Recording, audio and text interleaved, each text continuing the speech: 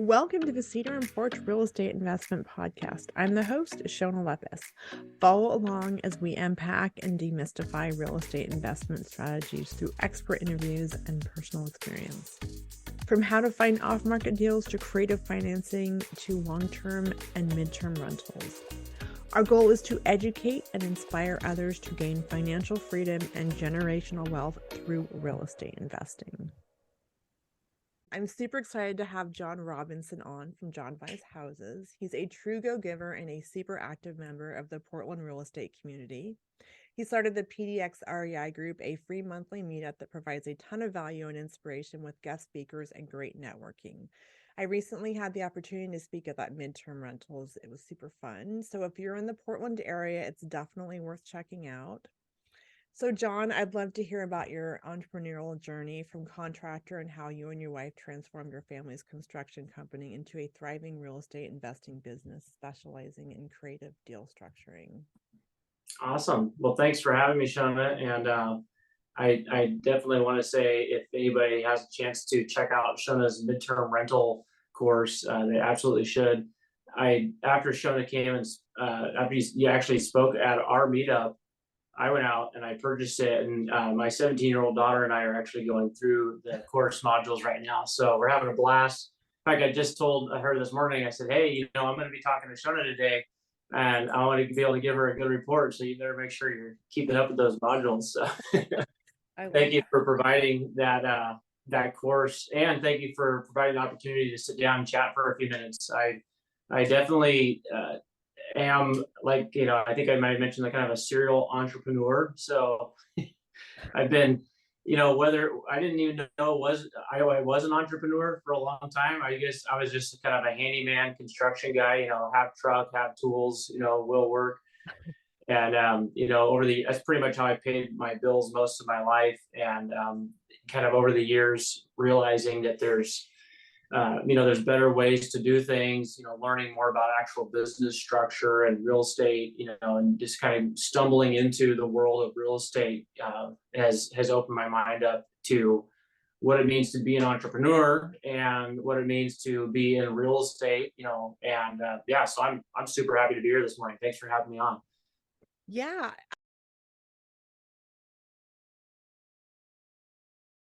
I love that. I mean, I feel like, I think entrepreneur sounds like this a little fancy, right? But I think you just, you kind of have the bug, right? Or you don't. Yeah, no, that's awesome. So I'd love to hear more about kind of like how you went from the handyman construction guy to like a full-fledged business and that journey and how you got there. No, thank you. So, I grew up in a construction household. So my dad built residential homes down in the Eugene Springfield area when I was growing up.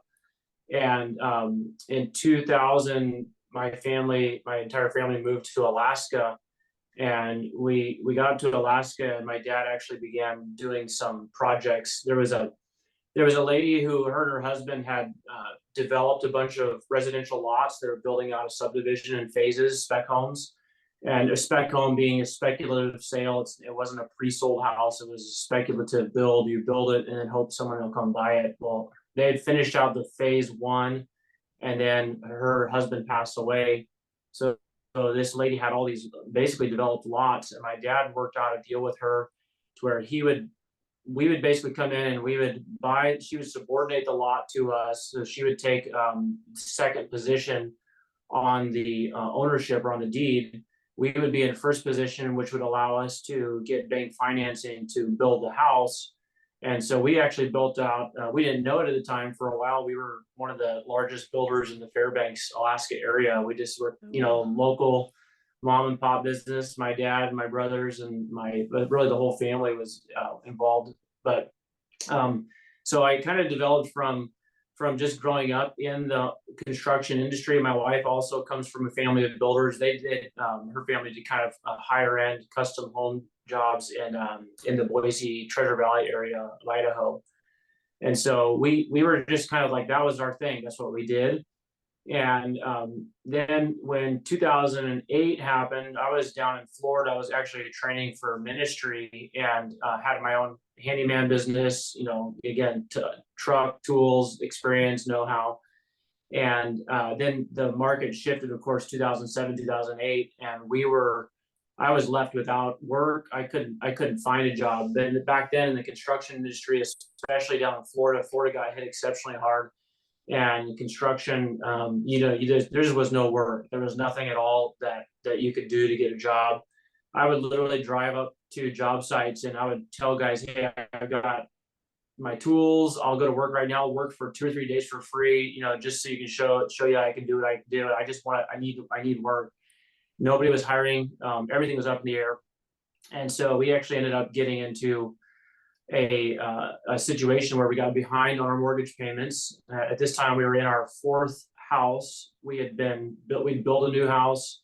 We'd lived in it for 2 years. Kind of, my dad had encouraged us to roll that equity over to the next project.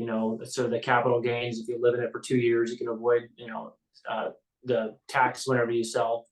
So we had done that, and we were in our fourth. I think it was our fourth, might have been our fifth house.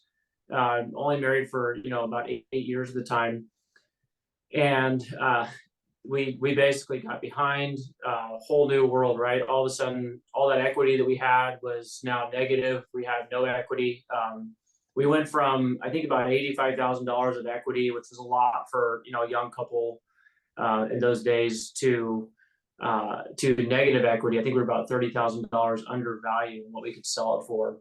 And so I had been doing some work for a realtor, did a lot of punch list stuff for a realtor in the area. And what ended up happening when he heard about what I was in, the situation I was in, he came and said, "John, let me help you out. Let me work a short sale for you." And I had no idea what a short sale was, but I just said, "Hey, if you can help us, from not going into foreclosure, I'll take it." Right. Yeah. So it was really nice too, because it was a guy that I'd worked for. So I knew that, he was in real estate, and I knew that, I trusted him. So he actually negotiated with the bank, worked out a short sale for us.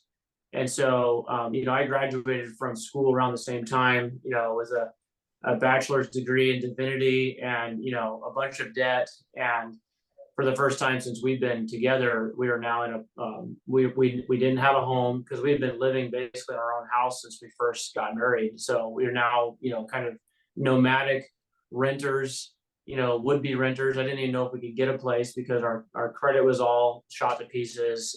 We had a bunch of debt. And we kind of limped our way up to the Seattle area. I had a buddy who I found out was building houses in the downturn market in the Seattle area. And all I knew is, I didn't know how he was doing it. Wasn't really that savvy on real estate back then. But it was about 2009. We made it into Seattle and started building houses. Basically, my buddy's dad hired me as a superintendent for his construction business. Oh, wow. And so we were doing ground up construction literally from the foundation up. We did everything. It didn't require a license. So we subbed out the plumbing, subbed out electrical, but we did everything: framing, roofing, cabinetry, flooring, really just everything, so that we could have as much work as possible. And what I found out as I was there was that even though the market was still pretty, collapsed, what my buddy's dad had done was he had actually found kind of a niche in buying. He was buying repossessed bank-owned lots, developed lots from different banks in the Seattle area. So he was going in and negotiating basically, really, really good deals for developed lots. So it wasn't, full land. It was actually individual developed lots. The builders had gone under, the banks had come and taken the property back. So the street already had the plumbing and the water and the electrical, everything was piped in right there to the lot. And so with my experience in construction, it's kind of a perfect deal. We were building these houses, and typically they were getting sold to people that were working at Microsoft up there. And we were selling these properties. They were typically selling before we were even done, with this drywall. Oh. And and that was back in 2009, 2010. And even back then, I couldn't believe, I was just blown away by the prices that they were getting. They were selling these houses for $475,000, $525,000 for, a 3-bedroom, 2.5 bath, 2,500 square foot house. And I had just experienced, a total collapse of the market where I was. There was no work, real estate, nobody wanted real estate. And so I came to Seattle. What it made me realize is there's like the different markets that you're in can really affect, like the Seattle area. Even though it took a hit, it didn't, have suffer as badly as other areas of the country did, because you had so much industry there. You had the tech Mm-hmm. industry, Microsoft, and just the Amazon and all the different people that were there. So um, that was probably one of the first times that I remember, like, kind of my mind kind of leaning toward, oh, so he's like a real estate investor. Okay, I didn't get it, but I Yeah. just knew that I was working and that he was making money, and so I was happy. It was kind of a crazy time too. I mean, it was really, you just took whatever you could get. But what happened was, from there is we ended up coming down to Portland, because I had trained for ministry, and that was, I felt, was kind of my calling, and I had really been, just looking into coming back to Oregon. So came down here, and we kind of just started, a local Bible study, and eventually it turned into a church, of which I'm still the pastor. But all along the way, I was obviously putting my construction skills to use, to pay the bills. And I found myself in the Portland area doing jobs for what turned out to be investors. So I was doing, remodel jobs for investors. I was doing, kind of a little bit of everything. And the more I was around these guys and realized what they were doing, and it also helped that by then I was in my, early to mid 30s. So I was actually, my brain was actually starting to develop. Because for guys, it's like we have this, this aha moment. It's like our brains turn on sometime in our mid 30s. So I was kind of realizing, like, man, I don't want to keep doing just swinging a hammer for the rest of my life. What are these guys doing? So I started looking around, and that led, I'm cutting out a lot of stuff, but that led us to, we were renting out in Scappoose, Oregon, and we were living on an old farm property that was owned by a developer. And I had talked to him about, maybe, working out some kind of a deal with him, because I knew eventually it was going to be split up into city lots. And I was kind of talking to him about, maybe I didn't know what I was doing, but I was trying to say, maybe swing a deal, or, hey, I could do some work for you out here in exchange for, give me one of these lots, because I was remembering back what we did in Fairbanks. Maybe you can give me a lot, and I can build a house for my family, and we can be homeowners again. Well, that never really went anywhere, but it kind of got my mind thinking about stuff. And I had come across a podcast, actually, by a guy out of Florida who is a real estate guy. His name is Phil Pustiovsky. He had a thing called the Freedom Mentorship. He has been on, he's kind of like an old school real estate investor. Mm. One of the first ones that was actually on the internet, on YouTube, put stuff out there. And he had mentioned how some of the best deals that you can ever come across are when people are in a crisis situation. And he was talking about it from the point of view of, like, if you can provide help to people that are in need, then it's also oftentimes beneficial. And so I literally had just seen or watched this podcast or listened to it or something. And the next day I went to Craigslist ad. I was looking at a Craigslist thing because there was an old car that my dad was interested in. He had me go look at it. And while I was there, I was talking to this lady that she was crying, and she was, probably in her, I don't know, mid to late 60s. And so I was asking her if everything's okay. And she basically told me, that she was there. She was from Astoria, but she was there in Beaverton at this house because she had to meet the sheriff, because they had to serve an eviction notice to her brother, because her brother, who had always lived with mom at the house, was refusing to move out of the house after mom had passed away.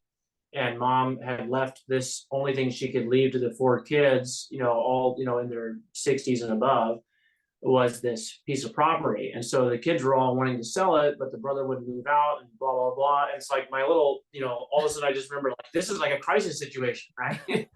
Like, this is what that guy was talking about on the show I was listening to. And so I just asked her, I said, well, what are you wanting to do? You're going to sell the house. Are you going to try to fix it up? Or, would you sell it, to someone to let them fix it up? And she was like, yeah, we would love to. My husband and I are driving down here every weekend. We're having to get my brother out. I would love to just sell it and be done with it. And it turned out that she was like the executor of the estate. She was, stuck with dealing with all that. And so what I did, I had no idea, right? And so this is, kind of, if I could give any first lessons or helps here, take massive imperfect action, even if you don't know what you're doing. That was basically one of the how I got propelled into this whole world. Was at the time, all I wanted to do was be a homeowner again. I just wanted to have my own house for my family, and I didn't like renting. And so I was thinking, well, this is my opportunity, right? I don't know how I'm going to do it, but I'm going to ask her if she would, take an offer. And I said, would you, at the time, I think it was probably like the market value. This is what it was. It was just about 2013, I think. The market was just now starting to come back around this area. And I said, well, would you take 170,000? I think I said like $150,000. This house needed a lot of work, but it was probably worth. I think it was probably worth every bit of it at the time. 250, even in that market. Great, ideal location, Old Town, Beaverton, right downtown by the park, and the library and everything. But I said, would you take this? And she goes, oh, I don't know about that. I have to run that through my realtor. So I was like, okay, well, that's what people do this. So I got an email from a realtor a couple of days later, said, hey, they talked about it. They would take 170 if you could do that. And I was just like, whoa, that's a good deal, right? So because I knew it was worth 250, right? I had no concept of like how much money is actually gonna take to get this thing up to where we want to live it. It was a total wreck, all original, everything. It was just a dump, trash everywhere, the typical scene. Mm-hmm. Totally. But in my mind, I was like, I have a deal, right? This is my chance. And so I did what everybody does, right? I went to a lender. I found out if I was pre-qualified for a loan. I gave them the house. I actually ended up getting the realtor sent over an agreement. I signed it that we were now in contract with a closing date, pending financing. And so we went about the whole entire process right up to about a 2 weeks away from closing. I got a call from the bank saying, hey, this property, we sent, somebody out there for an insurance, check on the property or whatever. And they said, this property is not insurable. Like there's no way we're going to finance on this property is basically what they told me. And I was just blown away. Like, what do you mean you're not going to finance? Like, I got to buy this house. What am I going to do? And so, you know what I mean? Like, we just didn't know anything. We were just trying to do everything the way we've always done it. Yeah. Right. So, so my wife was talking to, and this is kind of how we got into the real estate investing world. My wife is talking to her mother about, just having a conversation. She goes, yeah, it looks like we're not going to be able to buy that house. And why not? Well, it looks like the bank's not going to finance it. And, we're really disappointed. And my wife's mom said, well, I know someone who could probably help. So like, how long do you think it would take to fix it? And how long do you think before you guys could actually get it like refinanced and pay this person back? And we were just like, my wife's telling me this. I'm like, well, I don't know. I'm a contractor, right? So I said, oh, we could have it done in 3 months. But I'm thinking to myself, like, what was that? Long story short, my wife's mother knew someone who had the capital to be able to basically loan us the money cash to be able to complete the purchase as agreed. And so we went from a bank financing deal to, we did an addendum. We came in, we said we're going to close with cash. Literally, we had money in the bank to make the purchase. The day before closing, we purchased it. It's now fully in our name. We now owe this lender $170,000 plus. I think at the time they charged us 10% interest, and we had to have it paid back in 6 months. And I was just like, oh, okay, well, let's get to work. So I went over there with my boys were younger at the time. We went over there, started ripping carpets out on the day of closing. Just tore into it and got into it and basically realized like this house was like ton of work. So long story short, we scraped together some other money. We got the thing, fixed up. We're fully intending to refinance it, pay this loan back. And we're there working one night, and a lady comes and knocks on the door, and she has a story about how her daughter has some special needs, and this school there, Beaverton High School, had some programs that she's been trying to get into that school, but she needed to live in that area. So she asked us basically if we'd sell the house to her, and we were just like, we're not, no, this is for us, this is our house. And she said, well, I'd be, prepared to pay $300,000 for it. And, at the time I just thought to myself, like, that's an incredible amount of money. Like, I just couldn't believe that she was just, so I talked to my wife, and we both agreed, like, hey, as much as we would love to have this house, that's a really great payday for the amount of work we put into this and time. And so we said yes. We sold it to her, and that's what I call my accidental flip. We didn't mean to, but we flipped the house, and that's how we got into this. And that's, the rest, as they say, is history. So that's kind of how we started from the beginning, to where we are now. At least got into the world of real estate investing from there. I love that in so many levels. Like, I love that you just took the massive action, right? Because I think we get into the analysis paralysis, and we don't know how to solve the puzzle or get the funding, but like, you jumped in. And I love that your first deal was, I mean, creative financing. The whole thing is like all the things in one house. Like, if you can figure that out, like, that's amazing. And you help people along the way too, which is, Yeah. right, amazing. Well, knowing what I know now too about that situation, like, they would have really been hard pressed. I probably overpaid from a cash investor's point of view. I probably paid too much, but they would have had a really, really difficult time selling the house, because even back then the market was still not quite, up to what it's been. So anyway, I feel like I really helped them. It made life easier for them. They got, a big chunk of money, 170 grand, split 4 ways, so that they were all happy. But that was really kind of what propelled us into, like, it wasn't until we actually closed on that deal, we had our money back, our lender was paid back, and all of a sudden we're sitting there, and I'm looking at, and so at the time, kind of a little thing, I had taken a job working out at Intel for one of the contractors. I was doing some QAR stuff, quality assurance rep with the contractor side of Intel's tool install. And, I had it was basically I think a $65,000 a year salary. And I'm looking at this check we just made from, 5 months worth of work. And I'm looking at this going, like, I just made almost twice as much on this one project as I have the entire year's salary working at Intel. And so that's kind of what all of a sudden, like, another little light bulb, bing, like, wait a second, if I did this 2 times a year, I'd be set for life, so that was kind of, really what triggered my curiosity into learning more about flipping. So from there, did you just decide, like, hey, this makes sense to start flipping, or where did you go from there after that? Yeah, so I was working at the Aloha Intel campus at the time, and my mind is now, like, fully racing into, like, trying to figure out how to find another property like this, like.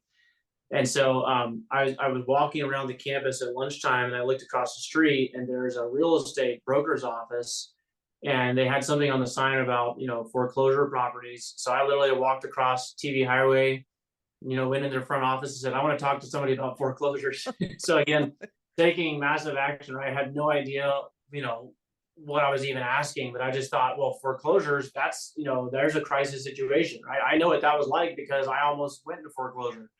And so, they brought me out an agent and sat down and started talking. I'm really, really thankful. Today, I still do business and deals with that agent. His name is Eddie Chinez, but he's turned out to be somebody that I've done a lot of deals with. And the thing about that, talking to an investor, I didn't know it at the time, but I was sitting with and talking to an investor-friendly real estate agent. So someone who understands, what the mindset of an investor, what they're looking for. And so he literally immediately told me about a deal that was out in Cornelius, and this, I mean, looking back on it now, as I'm thinking about it, it's like some of the stuff that I did is so crazy. It's like, I can't believe I did it. Right. So I had this chunk of money. I had like 180,000 in the bank, right. From this sale. And of course that was recovering what we had spent on the house too. It wasn't all profit, but I still had this chunk of money. And so I'm sitting at this, 180 grand in the bank, something like that. And I'm looking for all these properties. And I find this one, and we're coming up on the end of the year. It's about this time of year in December, mid to late December. And it was a bank owned property. It was a manufactured home, but it was on a foundation, had a garage addition, and it was on its own lot. And so he just kind of shows me the numbers and says, hey, well, how much did you spend on that other project? Well, look at this. We went look at it. It needs paint. It needs basically like swap out the cabinet hardware, put in new flooring, and it's back on the market. And so I'm looking at this, and so I told him to make an offer, and I said, make this offer, and it was a total lowball offer. Like he was embarrassed to do it, even though he was investor friendly. So he makes this lowball offer to the bank, and my thought is, that's how much money I have. I think I offered like 160, and they were asking like 230 or something like that. I offered 160 because I knew I had 180 in the bank, right? And he's thinking he's like, John, there's no way they're going to take that. Well, at the same time, I'm like cruising around the internet, and so I'm looking, and I'm on hubzoo.com. I don't know if you ever checked that out, but hubzoo.com, hubzu.com. It's kind of like almost like an auction.com site. So they auction off properties. It's like a broker site for bank owned properties. So I'm on hubzoo.com, and I'm looking at this little duplex that is in really bad shape, but it's just right down the street from the office of Intel.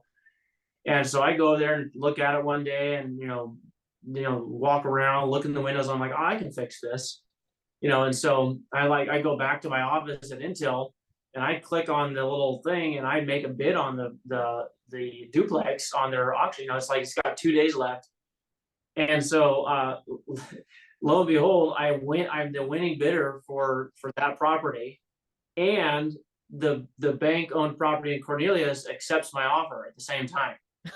So, and I'm proving that I have the funds to close for both by sending them screenshots of my bank account, but I'm like, I only have enough money to buy one of these. So I'm just like, okay, well, what do I do? And I'm just, again, these kind of problems have always just, my mindset is like, let's figure it out, right? So I'm now looking at this. I'm the winning bidder on this auction. I got to close like in 10 days or something, and I'm also this other bank takes my bid for a property, takes my offer. So, and both of them are good deals. So that was kind of what propelled me into finding a hard money lender. And I basically just started looking, cash lenders, Googled it and talked to a guy named Randy Witherspoon. And I know there's I know a lot more now, but I've done several deals with Randy Witherspoon. The thing I like about Randy is every single deal I've ever worked with him on, he's always closed. It's not, sometimes with hard money lenders, they commit to closing, but then, right before closing, they either change the terms, and this is not everybody, but they'll change the terms, or they'll say, hey, we're actually not comfortable loaning on this property at this price, or we'll only loan, 60% of the purchase price, not 75 like we had thought. So Randy Witherspoon helped me get the financing together to close on the Cornelius property. I used my own cash to purchase the duplex, and then I used the little bit of cash I had left to, first of all, finish the Cornelius property, got it flipped and back on the market, made about $60,000 from that profit. And then took that profit and put it back into the duplex, got the duplex fixed up, then got a loan to refinance and pull my cash back out, put renters in that. And by now I'm just like, I'm eating up everything I can about real estate. I'm just like consuming it, because it's just, I'm realizing not only is this really intriguing and fascinating, but I'm making, way more money than I've ever made in my life. Now, I will say this. I'm not like a big spender type of person. Like I didn't go, we basically just took every bit of profit and we put it into another property. We just constantly were so our lifestyle didn't change. We didn't buy Ferraris or start going on lavish vacations or anything. Really, nothing about our lifestyle changed. We just got really busy working, and we just were taking every single bit of money we made and putting it back into other properties. Or the other thing that I did was I invested in education. So that was one thing I really I spent a pretty decent amount of money learning, but I felt like that was my cost of tuition, so to speak. You don't go to college to learn about real estate investing, but you can rack up a college like bill by investing in education. But I think most of my educational purchases have been well worth it. So I agree. I mean, I have never done so many courses in my life before I got into real estate. right. I'm like, I was fairly self-taught, like I can figure things out, like, but real estate, it's so creative and there's so many strategies. And I think to do it well, it's well worth it. And the ROI Yeah. on it is undisputable, right? And just Yeah. having a mentor because yeah, no, 100%. Like I did not know I was such a course junkie until I got into this Yeah. industry. So that's so cool. I mean, I love that you just kind of jumped in and learned as you went. And I think I also, I think for newer investors, like if you find, and that people would tell me that if you find the right deal, you'll figure out the funding if you jump Yes. into it. And I think you just have to take that. I mean, you have to be smart and run your numbers, right? But I think that it's very intimidating if you haven't done any deals. So I'm Yes. trying right. So like a couple of things to unpack. One thing I feel like, again, kind of thinking I'm a newer full-time investor, and what I've struggled with, and I know other people struggle with, is like running your numbers and knowing how to do a rehab budget. And I think ideally you can bring a contractor over, but sometimes you don't have one. Is there any tips on like how to evaluate a property for a rehab budget? Yeah. Yeah. I think that holds up a lot of people. And frankly, I know it sounds crazy, but it's not nearly as complicated as it may seem. Do I have an advantage because I've been in, construction? Of course. Like, it'd be like me, like you can look at a room or a design or, interior decor type of stuff, and you're going to automatically know more about it than I will just because you've been around it. And that's just kind of been more of your passion. So like every one of us has our thing that we're, probably better at or more proficient than other people. But for me, I have found that my numbers, I am relying more and more on just the quick, easy calculation, at least initially, than I am on, running through all of my, my repertoire of, projects and experience. Like it's crazy how close these numbers can come out. So if you have, I got my phone calculator here. I'll just show you, what something that I did really recently on a property that hopefully today I'll be signing a contract with the seller. But we went up and looked at a property. I took someone from the PDXREI group, and we met at a property on a lead that I'd come in. And I looked at the property. The property was 980 square feet. So if you have the calculator and you're watching it at home or whatever, just type in 980 square feet. And then I used a multiplier of $60 a square foot. So I said 980 square feet times $60 per square foot. And that came out to a total of 58,000, rounded up, call it 60,000. Okay.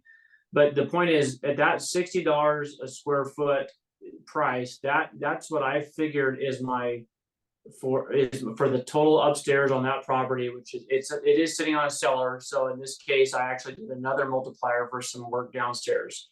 But I used that multiplier to figure out what I think total from the upstairs, from the floor. So that's new flooring, that's replacing the old windows, that's painting, that's new appliances, that's new kitchen. I figured my cost as a contractor is going to be about $60 a square foot. And that was for it wasn't like a total tear down house. It was what I would call, it's kind of like your medium grade. Mm-hmm. So if you're taking notes, I think if you use a multiplier of what I call your A, B, and C grade multiplier. So A grade would be probably, it needs paint, interior paint. It might have, a couple, like a little hole in the wall where the doorknob, punched a hole through the sheetrock. If you take some of those little tiny things, just the basics, right? You could probably count on spending about $30 a square foot, 30 to 35. Again, this is not science, right? Mm-hmm. But 30 to 35 bucks a square foot is what the contractor's cost is going to be. Okay. Mm-hmm. If you have like more of a B grade where it's kind of medium grade property, it really needs, more work. It needs new flooring. It needs, probably new appliances. It's questionable whether or not we're going to be able to, are we gonna put in new vanities in the bathroom, right? So if you just take, like, it's not like a full roof tear off, the siding replacement, but it just, it's more than just a little light lipstick on the pig, so to speak, type of renovation. Yeah. But it's not like a full, like, we're gonna go in and just gut this entire thing and start, we're not replacing plumbing pipes and electrical wiring and everything. If you go about $60 a square foot, that's a pretty safe number to look at from a contractor's perspective. And I'll tell you in a minute why I say from a contractor's perspective. If you have like a full gut and we're literally just going to leave the shell and start over again, you want to figure on spending about $85 to $90 a square foot. So if I took that same house, 980 square feet, let's just say we were totally gutting it and starting over again, and we go 85 bucks, that's an $83,000 renovation from my point of view as a contractor. Mm-hmm.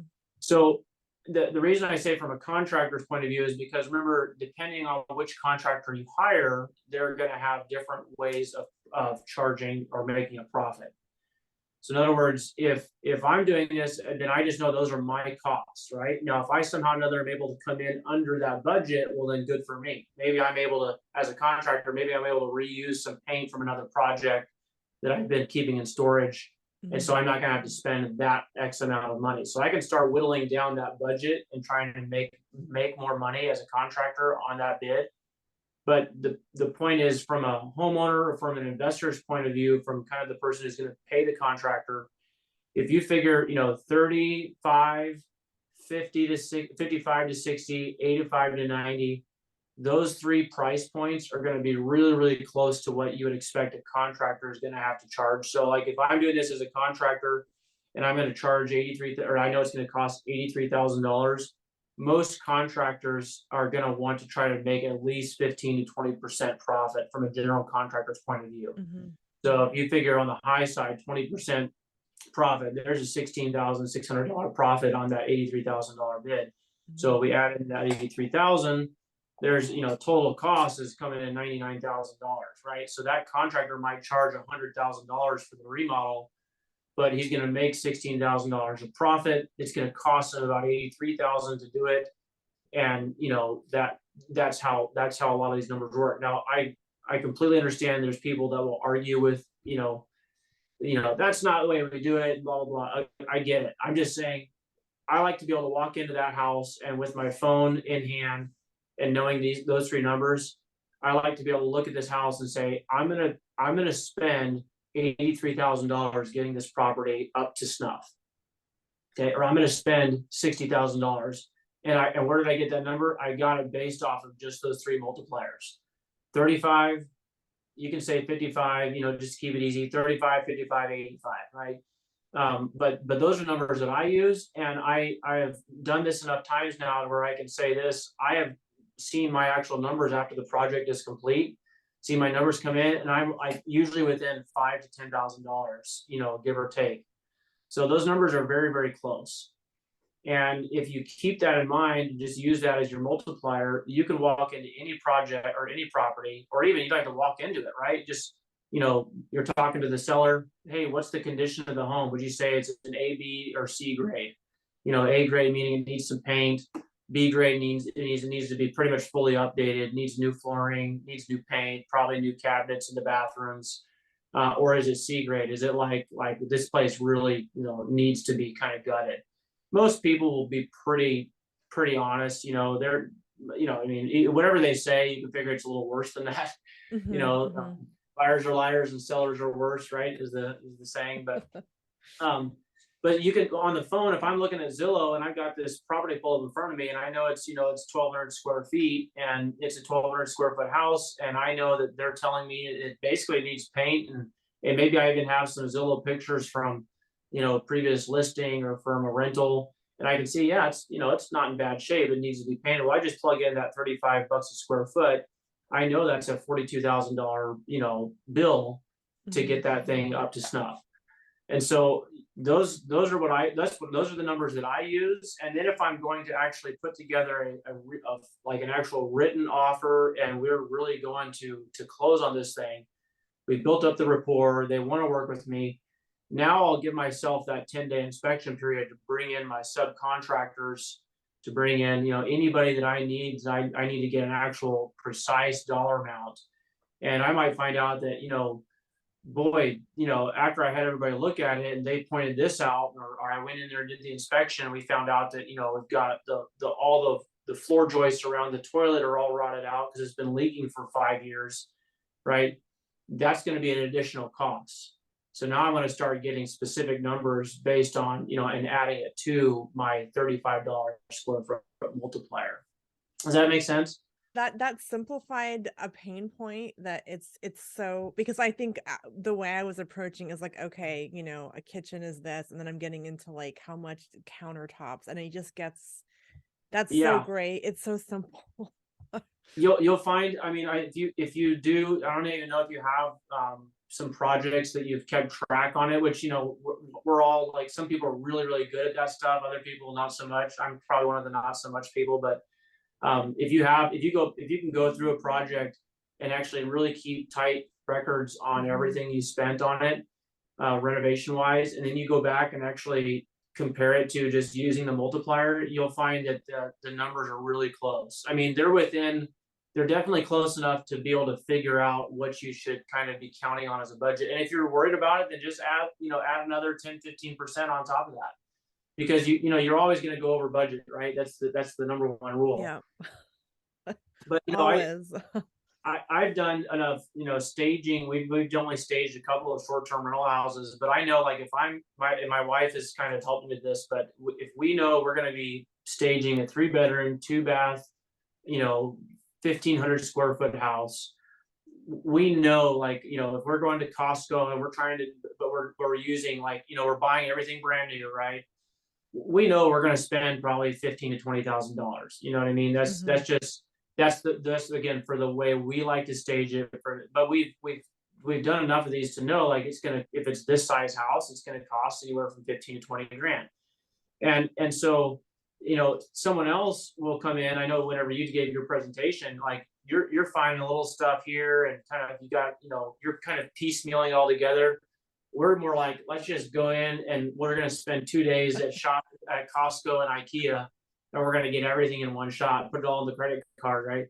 So that's how we approach it. But in other words, after you do enough of these, you realize there's kind of a dollar amount. There's a figure that kind of keeps resurfacing, or is at least in that range. And that's how it is with these numbers: 35, 55 to 60, 85 to 90. You're going to be really close based on what kind of condition it's in. And then use your inspection period when they accept your offer to really, if you have like some questions about some very specific part of it, like, I know it needs a new roof. We'll get, 2 or 3 bids from roofers. We'd be amazed at how much that can vary, Mhm. as you know. But I've had roofers roof bids that have come in, because I don't do my own roofs anymore.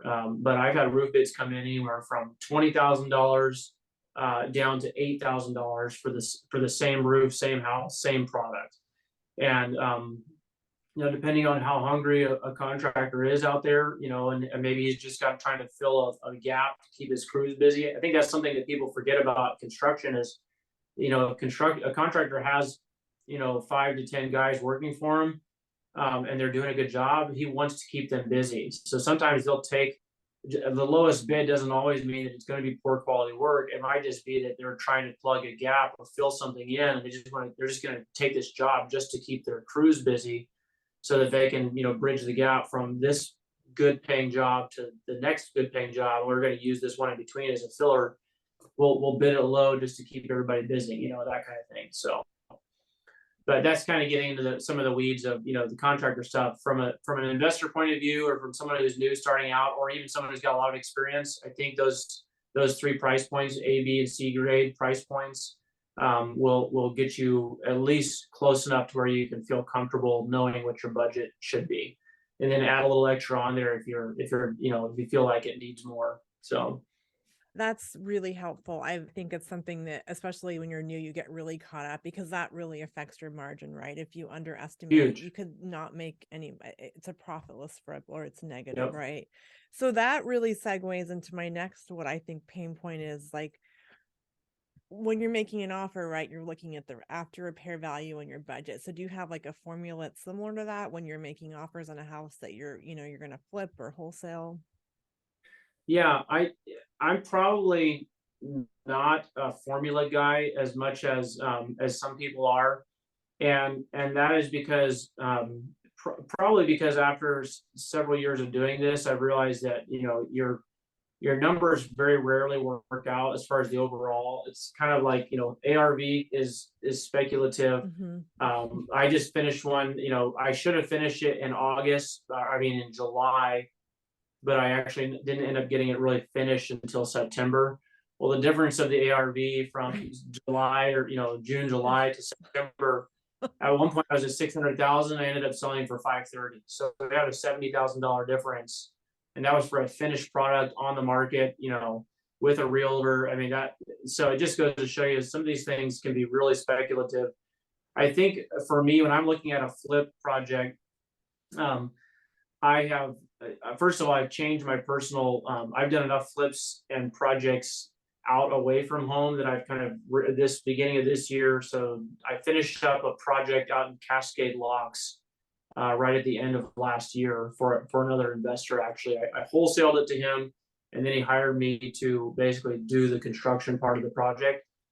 Um, I vowed a vow that I would not do any more flips, past 15 minutes from my office. So um, we just got so sick of that drive. But I I hear think so. that. For me, I'm looking at close to home, right? That's what Mhm. I'm really. So Mhm. again, my formula would be totally different than someone else's because Mhm. I'm all about proximity these days. Like Mhm. I just want to know how far is it from my office, from my house? How far am I going to have to drive?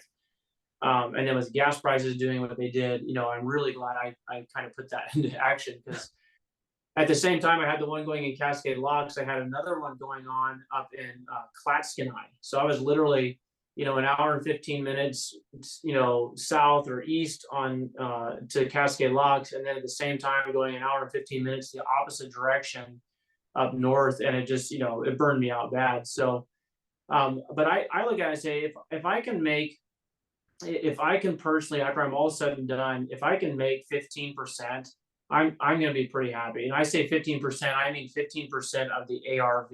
Mhm. So after repair value. So if it's Mhm. a $360,000 house when it's all said and done, and we're going to put it out there for that, I want to be able to make that 15%. And that's one number I kind of try to plug in up front. I want to Mhm. try to make, $54,000. Now, would I do this job and do the deal even if I knew I wasn't going to make 54,000? I'm only going to make 48,000. Probably. You see what I'm saying? Mhm. But that's I have a number in mind that I use 15%. A lot of people will go higher than that, depending on if they're doing like one or two projects a year or if they're doing 15 projects a year, right? So you have the reason I say it's hard with formulas is because depending on your volume, that number can vary greatly. There's guys that they'll go for 8 to 10%, minimal margins, but they also know they're going to do 20 projects in a year. And there's people out there, even in the Portland market, that are doing that kind of stuff. So, their margin is going to be different than mine. My margin is basically, I want to make sure that when I'm all said and done with this, after I paid my lenders, after I paid my contract, all recouped all my costs of construction, after I paid my realtor fees, my closing costs, after I've done with everything, I want to see myself sitting on top of, $50,000 if I'm going to be selling it at 360. Mhm. So that number kind of helps me start figuring out how to basically reverse engineer what my offer needs to be. Okay. So I'm sure that's probably pretty typical for most investors, but I didn't come up with that number early on. I just over the years I've kind of realized like that seems to be the price point that I'm comfortable with. But like I said, I mean, I know some people, they'll go into a flip and they'll do it and they won't make anything, or maybe they'll make $5,000-$10,000. And I'm not saying that's advisable, but if you're getting started in this business and you can actually get a flip done and make $5,000 to $10,000 and have all the experience of having done a project yourself from A to Z, that's a win to me. You know what I mean? That's huge, especially people coming at it without the construction background that I have, or without a lot of real estate experience. To me, that's a win all day long. And I think people kind of get discouraged by not having this huge chunk of money. Well, don't forget, you might not have a huge chunk of money, but you might have a huge chunk of experience and knowledge now about something that you can use to go out and make money, or even be an asset to someone else's business. So kind of all depends on what you're trying to get out of it, right?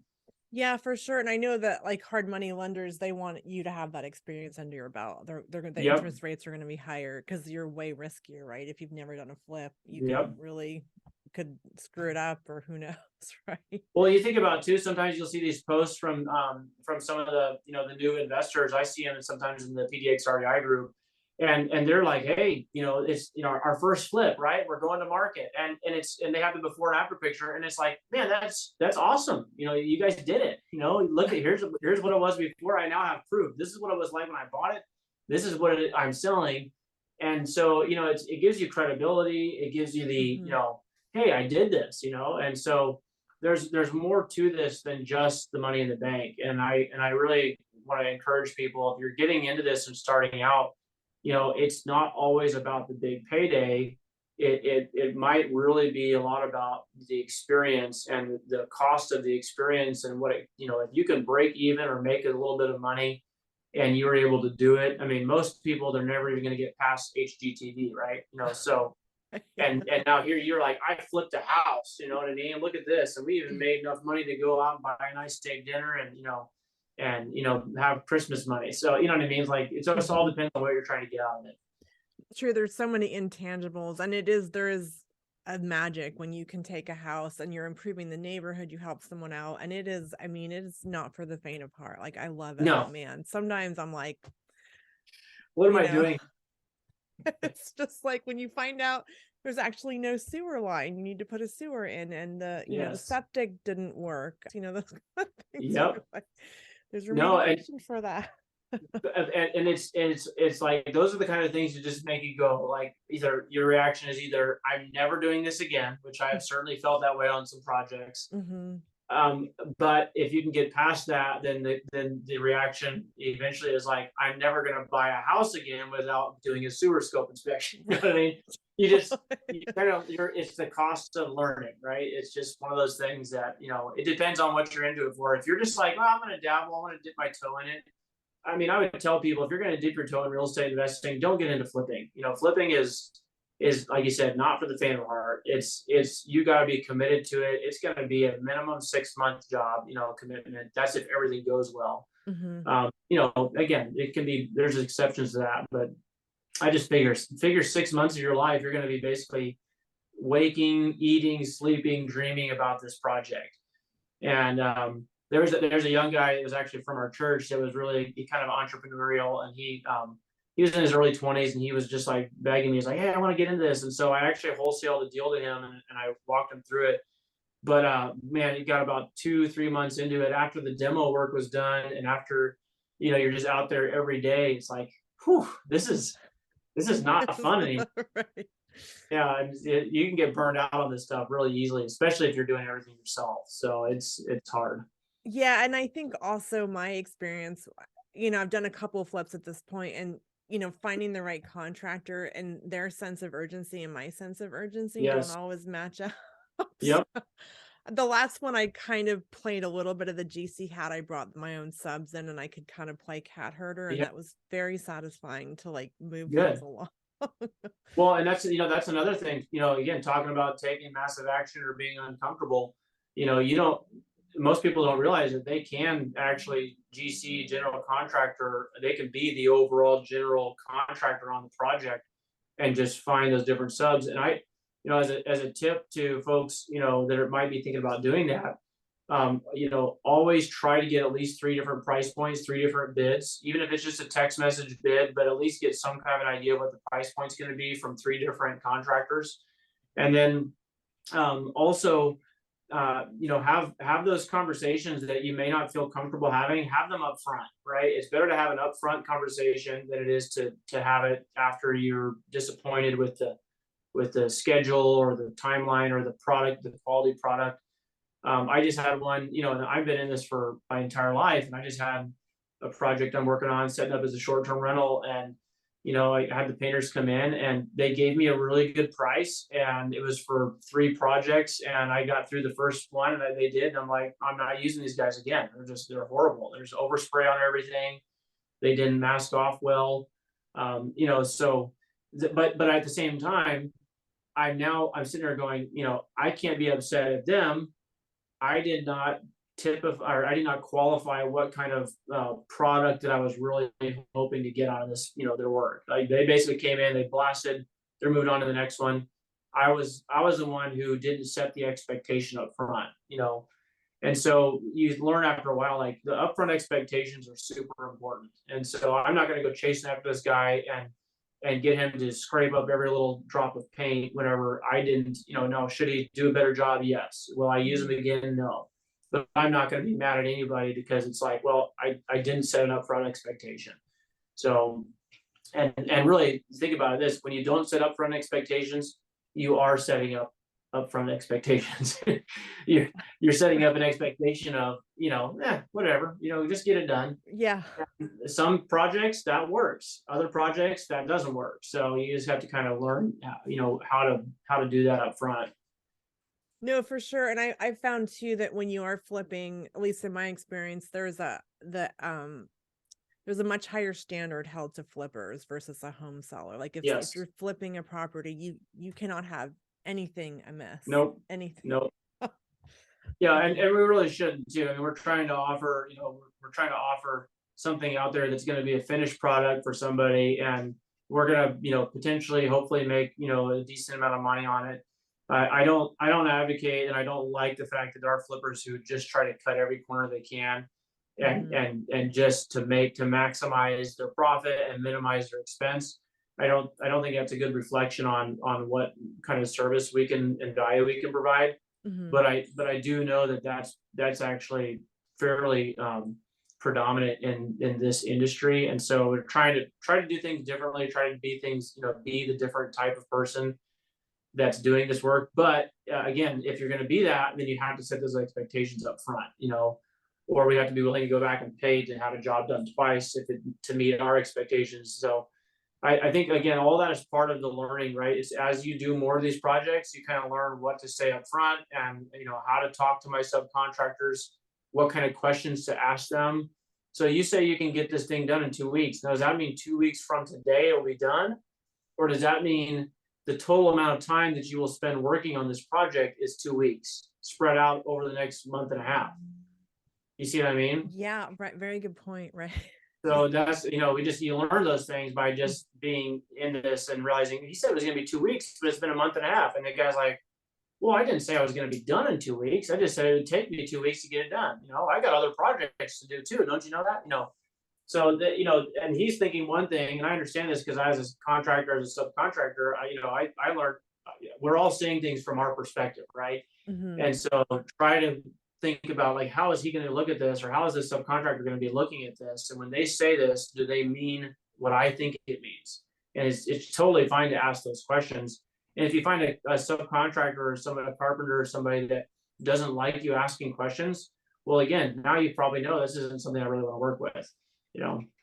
Yeah, that's a flag. So I have to ask, if you're working with someone new, I've come across this before, like deposit, right? Like I'd rather go kind of as the work is completed, but how do you structure if you've never worked with a contract? I usually want a pretty hefty amount up front, but then to me, it's like, I'd rather pay as I go, kind of in a draw style. I'm curious how you approach that. Yeah, I would say it probably depends on the scope of work that they're doing, and then also what level of experience or references that they bring with them. Like if they're referred to me by somebody else who I know is using them, and I like they're actively involved in business with them, and this person asks for a deposit, well, it's pretty typical for a contractor to ask for a deposit. Especially it has been the last several years. And part of the reason that's been the case has been because of everyone's so busy, right? So it's like if you want to actually ask me to commit to your project, then I'm really going to need you to put down a deposit because I know I could get work for somebody else. So if you put down a deposit, now I know you're serious. But as far as just generally speaking, like if it's a couple $1,000, and they want a 50% deposit, I might look at it and say, well, if it's for painting this bathroom or doing this simple thing, you get in there and I see what you've got going by the end of the day, I'll bring you half the money, right? I would say, if you have a contractor who needs to have 50% or 30%, if they need to have that in order to start the project, that probably means that they don't have their own funds or resources. They don't have a credit line with the Sherwin-Williams, or they don't have a business, professional account at Home Depot or whatever. And so they're literally going like cash in hand to go do the project. Well, if you're dealing with someone who's in that kind of category, it's probably because the reason you're even dealing with them is probably because they were one of the cheaper contractors or bids that you got, right? In other words, if you're getting a price point on a project that's more, a little bit medium or higher end, most of those contractors aren't going to they don't need that money to go out and buy the material. They just need that money to secure their place and to secure your job and their schedule. And for them, it's like, it's 10%, 15% deposit. It just says, okay, you're serious, we're serious. And there's a whole contract that's involved, and there's signatures signed, and there's references given, and that kind of, there's usually like an office. If it's just kind of a, one man and a truck and tools like I was for a number of years, and he's asking for 50% up front, well, that probably means he doesn't really have much of an operation going on. And so what I used to do is I used to say, hey, listen, I know you're not comfortable, from the contractor's point of view. I say, I know you're not comfortable, you don't know me, and you're not comfortable just giving me money. And I wouldn't want you to do that. But I also know that you don't expect me to just buy all the materials for your job without any way of knowing if you're going to pay me. So here's what we'll do. I'll go down to Home Depot, or I'll go down to Sherwin-Williams, and I'll get everything on what they call will call. I'll get it all the right products picked out with a total, and then I'm going to have them call you, and you pay over the phone for the material. Then I'm going to come and I'm going to install it, or I'm going to apply it. I'm going to do the work with it. But that way I'm not dipping into my pocket as a contractor. If it's a small job and I'm just kind of a one-man show, it's hard to expect a guy to pay for basically your materials with his money and then hope that he gets paid. So I know that's kind of a long way of answering the question, but I'd say each situation probably varies. And the more familiar you are with somebody, obviously the more you might feel comfortable giving them some money up front. But if it's like a big full blown remodel, and it's a GC that's doing it, or a contractor that's doing a lot of different phases, they will probably have a deposit of some sort required, but it won't be just to cover their expenses. It'll be more just to say, okay, we've got this project locked in. We've received the deposit. We know that they're serious about getting this job done. We can now commit our schedule and our resources to this project, partly because we have this deposit in hand. So that makes a ton of sense. I've actually done it both ways, where I get the call from Home Depot to pay for supplies, which got a little old. I was like, all right, let me pull up my credit card. And but I'd never worked with the guy, so so to that point, you kind of go, well, maybe I'll try that for the first couple of times, but then after a while, it's like, well, the guy's proved himself. I'm looking at the receipt. He didn't buy himself a new chop saw while he was there, right? Always ask for the receipt, by the way. Yeah. And so what I found is, it's really annoying to get those calls. So you can actually do a couple different things, and most people don't realize this, but you can actually get like basically a project credit card. So you can get it on, if you already have a credit card, you have a Home Depot account or something like that. You can actually get a card that has like just a general user, and you can maybe give that to them and preload it, so it has a set limit of like $200 or $300. So if you have a lot of that kind of stuff going on, sometimes it helps to have that, or you can even get have a bookkeeper set up kind of a separate account that's only accessible through that one card, and Mm-hmm. all the receipts come in. A lot of that gets into your bookkeeping, the way you keep track of records. But for me personally, like I got to the point, I'm with you, like I'm so busy. I don't want to stop, take out my wallet, get out the card number. What job is this for? And did they get the PO? So I'd rather just give a certain amount of trust to somebody and risk that and save myself some time and headache doing that. And most people are going to be, pretty reputable. There's always going to be somebody that's going to rip you off. Even as a contractor, I've been this for years. I got ripped off by a guy on a glass shower door. He wanted the deposit. I paid him, his $1,500 door. I paid him $750 up front to purchase the glass, and I never heard from him again. So that happens. Mm-hmm. You get burned and you realize, okay, I don't want to do it that way anymore. But there's you either find a solution or you settle on something. I'm comfortable with this. Yeah, that's super helpful. Yeah, I had never worked with this guy, and he was kind of new to being on his own, so it worked out, but it was a lot of receipts. Yes. So I have to just kind of circle back to, flipping in this market, and it feels super risky, right? Because that ARV is like, again, like if you bought, you went to market in August versus October, it's right. Yep. So what are your thoughts on like flipping right now? Again, for me personally, I'm flipping close to home. I will still flip a house if it fits my buy box, my Mm-hmm. criteria for what I'm looking for. I'm looking for that 15% profit margin. Again, that's based on what I think the ARV is going to be, but still 15% profit. I'm looking for it's in my proximity zone. But I still think flipping is in this particular area, and I say this area, I mean literally geographically specifically. I'm talking about Hillsborough, Beaverton is where I'm Mm-hmm. at. Mm-hmm. I can't say the same about Southeast Portland or whatever, because I'm not super familiar with those kind of micro markets. Mm-hmm. But for me personally, I think the Hillsborough Beaverton corridor, Highway 26, is going to be continued to be built out because of the tech industry. There's a lot of stuff that a lot of folks even here locally don't know about that's going on. It goes all the way up to the federal government level. It has to do with national security and microchips needing to be made in the U.S. and Oregon, Western Oregon being one of the few places in the country that can support that type of industry. So, point being, like I personally still feel very comfortable flipping and in this particular in my area, right? Mm-hmm. I get all kinds of leads from all kinds of different properties in Portland, and to me, a property in Portland, it could be a screaming deal. It's just not appealing to me. The rent regulations make it, unappealing.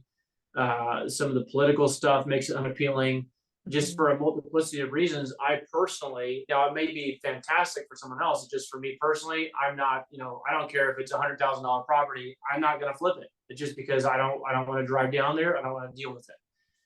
Coming back to here locally and the market here, I think kind of like Seattle was years ago when I was building those houses. I think certain areas are going to still continue to be profitable. I just think that we have to be very, very careful on our upfront offer and make sure that we're adjusting our prices as much as possible. I think the typical model of ARV minus 70%, minus the cost of construction, minus the wholesale fee, minus the realtor costs, minus the lending. I think that 70% probably needs to come down. I think that for a cash offer, I think it needs to come down substantially to be a safe bet. Now, if you're in it for a long-term buy and hold situation, obviously that's a different story. You might be able to spread out that difference, on what you thought the ARV was going to be compared to what it actually was when you finish it or refinance it. You might be able to spread that out over 30 years. It's a lot different, model. But for flipping, I still think flips are going to do well, especially if they're done well, right? Flips that are done well tend to do well. So if you do a house really, really well, and it's it just has that curb appeal, it has the landscaping, it has everything that everybody wants, there's still a massive demand for housing in our area, and I mean the entire Northwest really, Mm-hmm. in the metro areas. So I'm not worried about the market in that sense. I think if it's done well and it stands out, it's going to get sold. I just think we need to be really careful about what we're doing up front on our negotiation. And that what that means is we're going to probably be getting, as many no's as we always have to our offers. Mm-hmm. You make an offer and it's, no way. I just made an offer last week and I just told them, and I like to spell everything out. I like to be very clear with how I got to my price point. And I'm getting to the point now where I don't make offers, I make proposals. So I have a kind of a walkthrough over the phone, or I'll do like a have you seen Loom or like Screencast-O-Matic? Yes, yeah, I love. Oh, you do a video of that? Yeah. Oh, So I actually do awesome. a screen recording video walking my seller through my screen, and I use a calculator and I have the Zillow listing, and I just kind of spell everything out, and it's personable because it's, there's a little bubble with my face on it, but I like to be as clear and upfront as possible, and it takes 5 minutes to just running through how you got to your offer. Now you have to kind of talk fast, but you get 5 to 10 minutes. You can put together a little screen recording video. You shoot that out to your seller. First of all, it looks professional. It's, it kind of, it's like there's a connection there. It's not just somebody texts them, I'll give you this much money.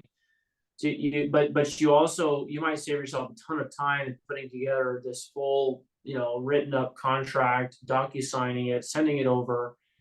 If they look at my proposal and they're not interested, then they're definitely not going to be interested in the legalese of my contract, right? So the proposals are a lot easier to send out, and they're basically somewhat risk-free. It's Mm-hmm. not a commitment.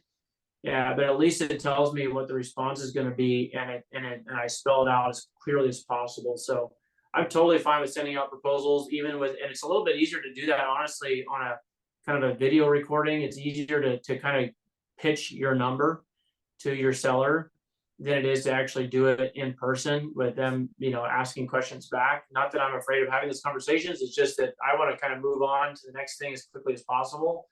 So I've been putting those Loom videos out. And some people are coming back and saying, okay, well, what can I ask you about this? Okay, now we're continuing the conversation. But other people are texting me, say, hey, I watched the video. That's not going to work for me. Completely understand, no obligation, no pressure. And then I'll just put them on my follow-up list. I'm going to come back out to them in 2 weeks, a month, because 2 weeks, a month from now, their situation might have changed. But I am adjusting my numbers downward, but I'm not worried about it selling on the back end. Mm-hmm. That's really original. I think that really allows someone to digest it and not on the spot, and they're really being that Yes. transparent. Just because it sounds like there's this misconception that we make all this money. Yeah, we do make it. There has to be profit, but there's a lot of expense that There's a ton of expense and a ton of risk, Mm-hmm. and we're, Mm-hmm. I heard someone say years ago, it was actually an old World War II. He was a World War II veteran, and he was actually a minister too. I trained. He gave me some training, but I remember him saying one time, "There's two of the biggest gamblers in the world are farmers and contractors."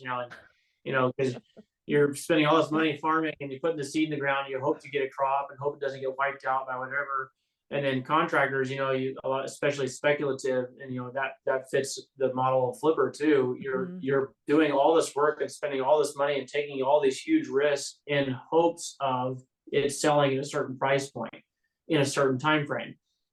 And so there has to be some real consideration given to that. So that's like I said, like unless you're really, really comfortable with what you're doing, I don't think flipping is for a good place to start. But I do think that it's still a good way to make money. I just think you have to be very, very careful on your numbers, and you have to just get through that project as quickly as possible, get it back on the market as quick as you can. That makes total sense. Really quick, I'm curious, when you're doing these looms, is that for a cash offer? Or are you saying, hey, like if they're free and clear? I mean, how creative are you getting when you're doing those proposals? I mean, I'm going to give away a secret, but to your audience. But I have what I call my 3C offer. So every offer that I put out has a cash price point, a conventional listing price point, and a creative price point. So I typically will go through all three of those price points on my screen with the document open, and I kind of show them how I came to each of those price points. And the reason I like doing that is because I'm giving a seller options. Mm-hmm. And if they don't like my cash price, well, maybe they'll like my creative price. If they don't like going creative terms, well, maybe they'll like just listing it conventionally, but using one of these flat fee listing services with me kind of making a fee for managing it for them. So I have to be really careful. I can't represent the seller's interest in a listing option, but I can represent my equitable interest in the property. So a lot of people don't know that you can actually list any property as long as you have equitable interest in it. And meaning you don't have to own it. You can list it on the MLS using flat fee listing service, but you have to make it very, very clear that you're representing your equitable interest. You're not representing the owner or the seller. So that's that might be a different topic because we can get into and I guarantee you, I know there's realtors out there that will cringe when they hear me say that, but I've literally done it multiple times, over the last several years, and it works. So you just have to make sure you have your fee structure done correctly and to where it meets all the requirements of the MLS, servicing company. But the point is, if I put out three different price points and I cover the three major ways for a seller to sell a house, then they're probably going to settle on one of those, right? Mm-hmm. Now, I might not make nearly as much money doing, a conventional listing option, but I'll at least make enough money to pay for, the cost of getting that lead, and then maybe a little extra for marketing, right? Mm-hmm. It's not like every single one for me has to be a huge win.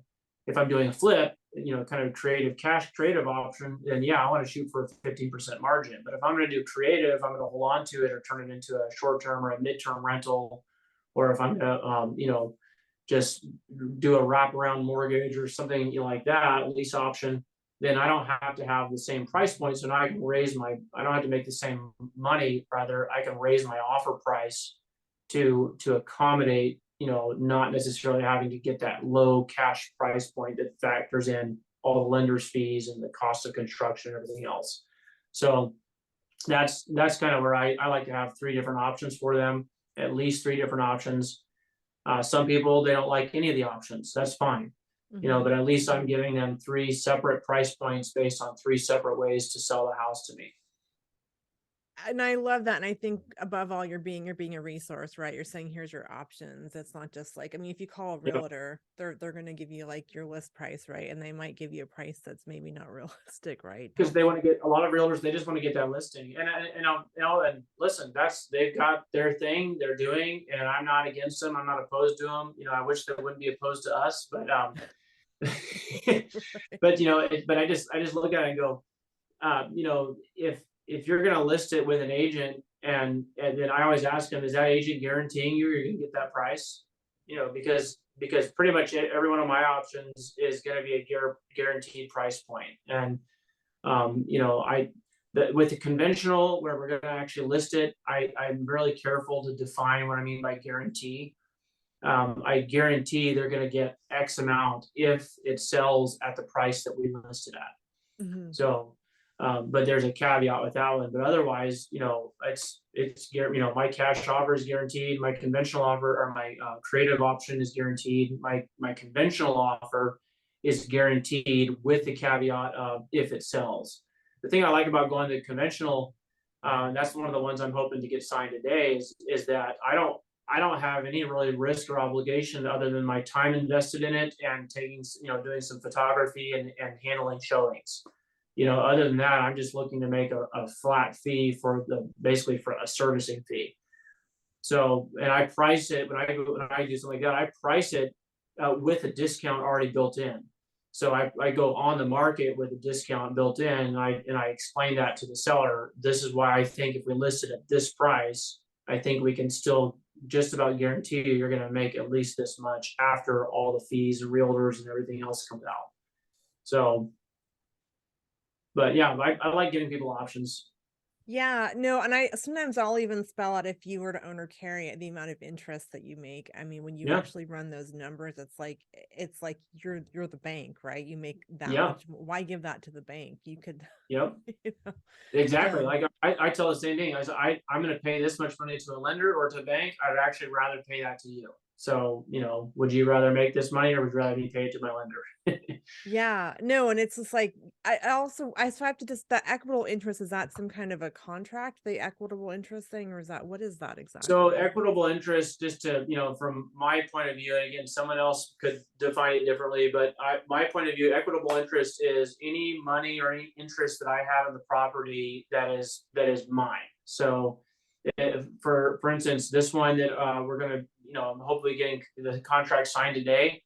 The seller is, I think at they're signing a contract that allows me to list the property at $265,000 on the market. I have a guarantee that if it sells at 265, the seller will make no less than 235,000. Okay. And so 235,000 is what, in the seller's mind, they're going to take home. And he's had this all reviewed with his attorney, and his attorney has signed off on it. And he had a couple questions, but he's like, yeah, this, I can see how this is legitimate. So, but so then what that means is equitable interest is any money that I have involved in that difference between the 235 and the 265. So if it's listing at 265, and there's going to be essentially fees to pay the realtors, the flat fee listing service, then the buyer's agent is going to want to make at least 3%. Hmm. We got closing costs involved, right? There's probably I always figure on there's going to be some kind of a buyer's concession. So the buyer is going to make, a seller's concession rather. You're going to have to concede something to the buyer, and I factor in a percentage there based on what kind of condition the property's in. All those things basically mean that there's a difference between 235 and 265 that the seller understands is going to get paid, out, through escrow and through closing to different people, different parties. Hmm. Well, my equitable interest is built into there somewhere. So it's Okay. either as a listing fee, or my position, sometimes I'll come in as a contractor. I'll charge like a kind of like a property preparation fee to get the property, get the front porch swept up or get some little trash and stuff picked up. So I can actually show I did something that I can now invoice for. Okay. So there's a lot of different ways to do that actually. And I'm of the mindset that as long as we're doing it in a way that the seller is open to and understands, and as long as the title company is, understands what's going on, then it's we have contracts signed, we have everything in agreement, then there's a way to make money on listing someone else's property. As long as I'm very clear that I'm not representing the seller, I'm representing my equitable interests. I'm going to make money in here somewhere, and that's why I'm putting it out there on the market this way. I think I've learned all the strategies, and I hear something else I've never come across. It's like the toolbox is so big in this industry. That is It is really super interesting, and there's the thing is there's still more to learn. Like there's no way that anybody's learned it all, right? cool. That's I what's so just, cool about real estate yeah, strategy. that's why I love it. It's so creative. Well, this has been so much fun, John. I feel like we could talk another couple of Yeah, hours. I'm sure Um, we could. I'll have to have you back. So a couple questions just to kind of like I like to ask guests your a top business or life advice you would give someone. Yeah, I say top life advice. I think those are two separate categories, although they are connected. So, Hmm. as I mentioned, I'm an ordained pastor. I pastor church, so I obviously have a perspective that's probably unique to me. But there's scripture. It's in the book of Revelation, chapter 4, verse 11, that essentially says what all of our life purpose is.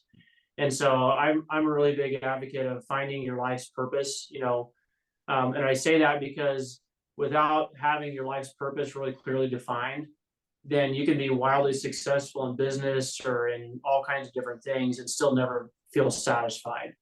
And so for me, that's obviously really, really critical. It's kind of my priority is, fulfilling my purpose according to, what the Bible says I was created for. And, we could spend hours talking about that. But as from a business point of view, I would say probably my top advice would be pick a thing that you're going to do, whatever that thing is that you're going to do, and really try to like ratchet down and figure out how to do that well. Um, I have been scattered in so many different directions. And once I got into real estate, I mean, I've done land flipping, house flipping, I've flipped an apartment complex. I mean, I've done buy and hold, I've done short-term rental. I'm now dabbling with midterm rental, right? But I've kind of come full circle around. I kind of now realize what I want to do, and I want to do it, and I want to start doing it really well. And I think with real estate, there's so many different things that you could do that sometimes you're either pulled off in many different directions at the same time, or you go to one direction and you bounce to another thing good at any one particular thing. I personally think it would be better to be good at one thing that you don't really, as much, because I think you'll probably always have a way of making money in that thing. So, and then learn something new, but get good at one thing first. Like you're kind of, really ratcheting down on the midterm rental thing, right? Mm-hmm. It doesn't mean it's the only thing you do, but it means that you're probably going to be an expert or really good in that thing, right? Say get good at one thing, and my other thing is don't go at it alone. Get in with some other people that can help you. So join a group, join a mentorship, really commit to it. Even if you don't maybe not have money for a mentorship, that's totally fine. There's at least one or two people in your area, whether it's somebody in a network, event, or someone in one of these Facebook groups, or someone like at our PDX REI group. Guarantee you there's at least one or two people that you can connect with and you can be valuable to them in some way, shape, or form, and you're going to learn from them. Don't try to do everything yourself. It's not worth it. You'll shave so much time off your experience, your journey, if you get connected to somebody or get connected to a group and really just kind of like make that your thing, right? Because I know for me, for a long time, like I did it myself on everything. Number one, because I wanted the experience. Number two, because I didn't really feel like I could trust people to have my interests at heart. And I realized like they don't have to have my interests at heart for me to still be able to learn something from them, right? I can come alongside you and we can benefit each other's business. It's not that it's like completely altruistic. Oh, I want to help Shona so much. But here we are, we're having this podcast, we're having this conversation today, and I'm giving you stuff and you've been giving me stuff. And the point is, like, if I was just like, no way, I don't want anybody else to know about my 3C offer. That's something that's mine. I've mastered that. I'm not going to give that away. Well, what if I get somebody to say yes to one of those options every single time? Well, eventually I'm going to run out of resources. I can't close every single deal. So I've got to figure out a way to work with other people. And the best way to figure out who those people are is to start connecting with people and learning from them and contributing to what they're doing and having them help you on stuff. And so in business, I think it's really, really important to get in with other people that can kind of help you get to where you need to be. So. No, I love that. So true. It's a people business. Next question. What's your superpower? Probably just being stubborn enough to not give up. Persistence maybe is, I hate giving up on anything. So I just don't give up. I share that. And then a resource or a podcast or a book. I know there's a lot out there, but what would you recommend for someone? Boy, I mean, just for me personally, when it comes to real estate, obviously Bigger Pockets is one. I really enjoy Sunday service that Pace Morby and Jamil Damji and Brent Daniels do on Sunday evenings.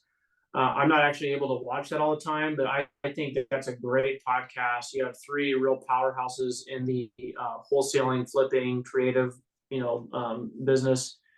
And they all kind of come together on that podcast on Sunday nights. And I think Sunday service is a really, really good one for whether you're a beginner or an expert. You're going to get value out of that podcast every single time. And then just like as far as generally, I like The Way I Heard It with Mike Rowe. I don't know if you ever heard that one, but Mike Rowe is the Dirty Jobs guy, and he has a podcast on called The Way I Heard It, and he just tells really cool different stories. It's usually pretty short. So those are probably my top two favorites is Sunday Service and the way I heard it. And then I just like Bigger Pockets because they got so many different guests and broad reaching stuff on there. But for sure, Sunday Service, every time I listen to it, I'm really glad I did. I love that. I haven't heard of that. I'm going to check it out. Awesome. Yeah. Also, how can people find you and work with you and learn more about PDX REI? Yeah, probably the easiest. Thank you so much for listening. I hope you found it valuable. Please take a minute to hit the subscribe or follow button. It really helps other people find us. Different feelers out there to market to different people. We also appreciate 5-star reviews. Also, please take a screenshot and tag us on your favorite social platform. We're at pdxreigroup.com. The show is brought to you by the Midterm Rental Facebook. We have a great Facebook group that you can join. You're a part of it. You actually came and spoke at our meetups. We do workshops. Meetups, consultations, and just generally speaking, for the Portland area at least, it's a great resource for people who are looking to do real estate or looking to get into real estate. I think it's a great place, and so if you're on there, you'll definitely be able to find me, or just reach out on my John Buys Houses phone number is 503-436-6525. That's kind of my intake number for seller leads. But it always connects to me. So, but yeah, PDX REI Group is probably the best place. So I'm gonna be on there all the time. So. No, it's I can attest. It's a really supportive community, and it's great. It's definitely worth checking out. Well, thank you so much, John. This has been fun. I'm sorry we went so long, but I really. No, me too. Thank you for having me on. Thank you so much for listening. I hope you found it valuable. Please take a minute to hit the subscribe or follow button. It really helps other people find us and share it with a wider audience. We also appreciate 5-star reviews. Also, please take a screenshot and tag us on your favorite social platform. We're at Cedar and Porch. The show was brought to you by the Midterm Rental Playbook course, your blueprint to setting up a successful midterm rental. Learn more at the midtermrentalplaybook.com, link in the show notes.